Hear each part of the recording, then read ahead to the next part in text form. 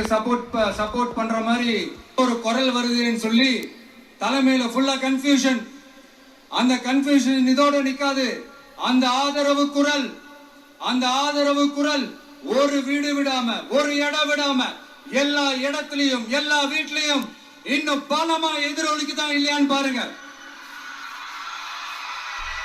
சும்மா பிளாஸ்ட் தான்.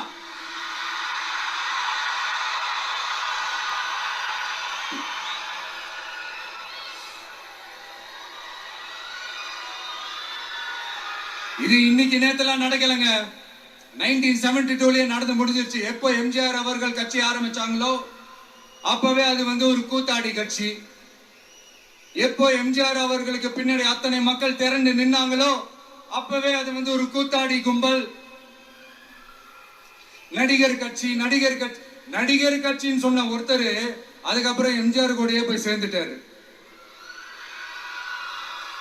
இன்னொருத்தர் இவரெல்லாம் ஒரு ரவுண்டு தாங்க வருவாரு, ரெண்டாவது ரவுண்ட்லாம் காணாம போயிடுவாருன்னு சொல்ல இன்னொருத்தர் அதுக்கப்புறம் போய் எம்ஜிஆர் கிட்டே போய் சேர்ந்துட்டாரு.